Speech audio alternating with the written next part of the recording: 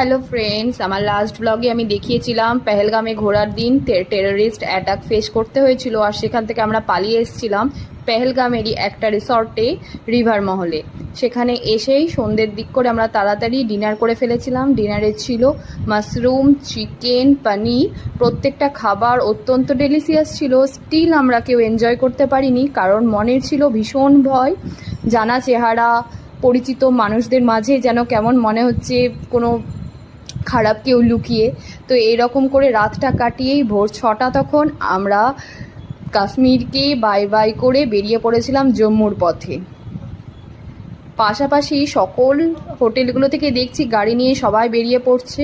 প্রায় tourist spot ফাঁকা হয়ে গেছিলো। আমরা ধরে নিয়েছিলাম মুঘল রোড। অ্যাকচুয়ালি NH-44 বন্ধ থাকার জন্য শ্রীনগর থেকে আর একটা ওয়ে যাচ্ছে বাই রাজৌরি, পুঞ্চ ডিস্ট্রিক্ট হয়ে জম্মুর সাথে কানেক্ট করছে। আমরা সেই রুটেই যাচ্ছিলাম। তো আমাদের ড্রাইভার দাদাও আগে কখনো এই রুটে যায়নি। তো মানে শুধু আমাদের ড্রাইভার দাদা কেন, হয়তো অন্যান্য ড্রাইভাররাও যায়নি, কারণ এটা মানে মাসের পর মাস বন্ধ থাকে অ্যান্ড বছরে হয়তো 2 মাস মতো খোলা থাকে। অত্যন্ত দুর্গম রাস্তা, ল্যান্ডস্লাইড, শুটিং জোন সমস্ত কিছু মিলিয়ে এটা বন্ধই থাকে। কিন্তু একমাত্র খোলা হয়েছে এই সময়ে, যেহেতু NH-44 বন্ধ। এইটুকু রাস্তাতেও এত জ্যাম, প্রত্যেকটা ব্লাইন্ড কার্ভে আমাদের ভয় লাগছে। অসম্ভব সুন্দর প্রাকৃতিক দৃশ্য, চোখ যেন স্থির হয়ে যাচ্ছে দেখে, মনে অনেকখানি ভয়। এই নিয়ে আমরা চলছি। ছোটোখাটো ফটো সেশন করেছি, তার থেকে বেশি চোখে দেখেছি, কারণ মনে রেখে দিতে হবে, সব কিছুই স্মৃতিতে থেকে যাবে।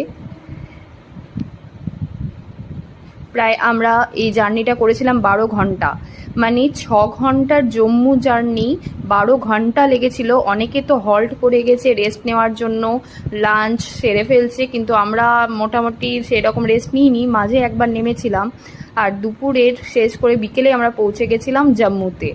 এটা রাজৌরি ডিস্ট্রিক্ট ক্রস করেই তারপর হচ্ছে জম্মু।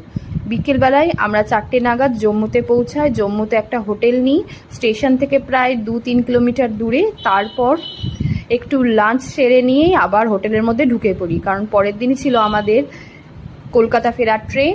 আর আজকের ভিডিওটাও এতটুকুই। ভালো।